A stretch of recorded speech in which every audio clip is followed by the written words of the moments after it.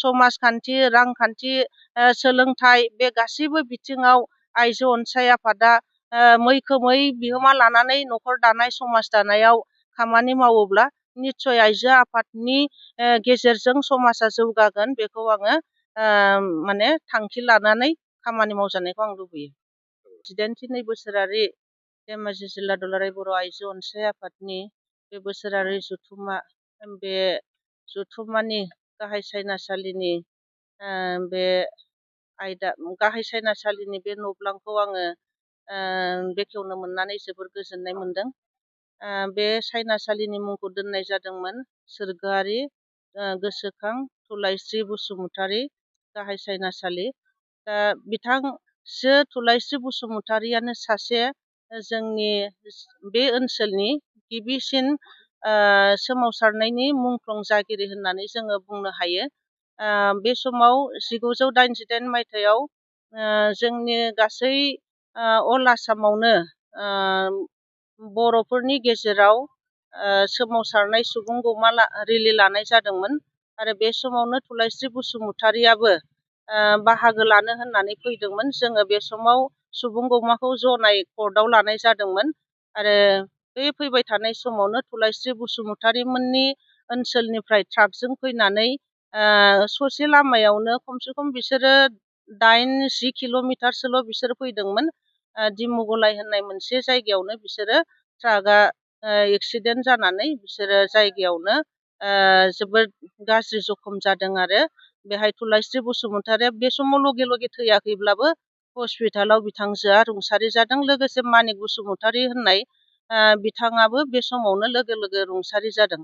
बेनिखायनो थुलाइस्रि बसुमतारी गोसोखां बे सायनासालिखौ आंखौ बेखेवनो होनायाव आङो जोबोर गोजोननाय मोनदों आरो बे सायनासालियाव जोंनि दुलाराय बर' आइजो अनसाय आफादनि बेन्दोङाव थानाय धेमाजि जिल्ला दुलाराय बर' आइजो अनसाय आफादाबो गोबां खामानि मावबोनानै दिनै 82 बोसोरारि जथुम्मानि बे समाव जोंनि आइजोफोरनि माखासे मावनो गोनां खामानि, मावनो थानाय, मावखांनाय आरो माखासे आयदाफारिफोरखौ लानानै सावरायनाय, जाहाथे समाजनि, रांखान्थिनि, राजखान्थिनि, सोलोंथाइनि गासै बिथिंफोरखौ लानानै सावरायनानै समाजनि मोजां हाबा मावलांनो हायो।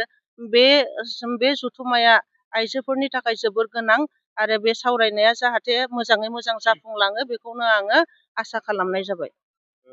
आइजोफोरखौ बर' समाज बा समाज दानाय बा समाज सिबिनायाव माबायदि बिफाव लाबोबाय थादों बा उनाव माबायदि लालांगोन आइजो अनसाय आफाद हिसाबै? आइजो गासैबो जोङो बर' माहारिनि गेजेराव जेसेबांखिनि नुदों बे आइजोआनो। बेहाय समाज सिबिनाय एबा समाजनि हाबा मावनायाव साफ्रोमहाबो बिबान दङ। हौवा मानसि हिनजाव मानसियाबो बिबान दङ। दा जोङो दिनैनि दिनाव जोङो समाजखौ फोसाबनो थाखाय आफादाल' मैखोम नाजायोब्ला जानाय नङा। बेवहाय गासैबो समाजनि, गामिनि आरो साफ्रोम सुबुंफोरानो गावबागावनि रैखाथि, गावबागावनि समाज बेबस्था, न'खर बेखौ मोजाङै दैदेनलांनो बाहागो लायाबोला, आफादाल' थोंजोङै नांथाब नाजाबाय थायोब्ला बे जाफुंनाय नङा। जायखिजाया जोंनि दुलाराय बर' आइजो अनसाय आफादनि गोबां खामानिफोरा बै समनिफ्रायनो जाबोनानै दिनैसिमबो थाद'आखै, मावबोगासिनो आरो बे समाव मावनाया जाबाय थागोन। बे धेमाजि जिल्ला बर' आइजो अनसाय आफादनि थुंगा 82 बोसोरसालि जथुम्माजों लोगोसे मुलुगनां आइजो सान बे हाबाफारिखौ जाफुंहोनो थाखाय मोनसे आरसि दानाय जादोंमोन, रेसुलेसन कमिटि। बे रेसुलेसन कमिटिनिनो आंखौ आफादगिरि हिसाबै बिथांमोना सायख'नानै होयो आरो नेहाथारि हिसाबै, आरसिनि नेहाथारि हिसाबै सनसिं ब्रह्म बिथांखौ लानाय जादों। दा जोङो आरसि कमिटि दाजेननायनिफ्राय थांनाय दानावनो बेखौ दानाय जादों, फेब्रुवारि दानाव। आरो नै मार्च दाननि 7 आरो 8 बे साननैनि हाबाफारिजों नैबे खुंगा 82 बोसोरसालि जथुम्माखौ खुंनो जोङो जानजि खाफ्रादों आरो जों जानजि खाफ्रालायनाय नङा, जेसेबां हायो एसेबां जोङो बेखौ जाफुंहोनायनि लाहार फाहारखौ जों खालामनाय जादों। आं मोजां मोनदों जे आरसिनि आफादगिरि हिसाबै आइजो अनसाय आफादा आंखौनो नैबे थांफैब्लां मेइन गेटखौ बेखेवनो थाखाय बेखेवगिरि हिसाबै आंखौ सायख'नायनि थाखाय आं बिथांमोननिसिम साबायखर बावबाय। आरोबाव आं आसा खालामदों नैबे 7 आरो 8 मार्चनि साननैनि हाबाफारिया मोजाङै मोजां जाफुंसारगोन। अदेबानि मोनसे बाथ्रा, हरखाबै जिहेतु साननैनि हाबाफारिखौ लानानै जों बेयावहाय कनफारेन्स खुंनो लादों, बेयाव जोङो बारा सम मोननाय जायाखै। जिहेतु मोनसे आबादनि कनफारेन्सखौ मोजाङै जाफुंहोनोबा मोजां मोनसे सम नांगौ, मानोना रां राहानि खोथा थायो, गोबांथार बिदि रां खेन्दा कालेक्सन खालामनायनि बाथ्राबो फैयो। दा जोङो खम समनि बिथोराव जोङो गासैबो बिथिङाव बयजोंबो जोङो मोजाङै लोब्बा लाखिनानै जों कालेक्सन खालामनो हायाखैब्लाबो बिसेसकरि जोङो बे साननैनि हाबाफारिखौ थिरै खुंनायनि थांखि लाबाय, ओमफ्राय हागोनखौ साक्सेस जागोनखौ आं मिजिंथिबाय। गाबोननि गेवलां मेलाव बेसेबांसो सुबुंफ्रा बाहागो लागोन?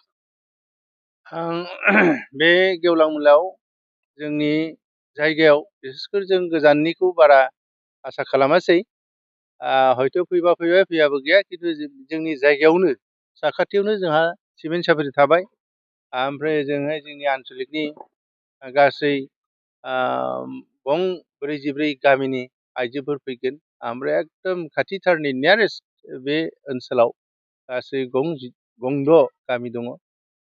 मोनफ्रोमबो गामिनिफ्राय गासिबो आइजो आरो हौवा सुबुं थान्दै मोदोम गुदुं सुबुंफोरखौ जोङो रादाब होखादों, बयबो फैनानै लैहोर लैहोर बाहागो लाफैनो थाखाय। ओंखायनो आं आसा खालामदों बेयाव 2000-3000सो मानसि सुबुं बेवहाय जागोन, सुबुं गौमा जागोन, आरो बेनि गेजेरजोंनो गेवलां मेलखौ जाफुंसार होनायनि आसा खालामनाय जाबाय।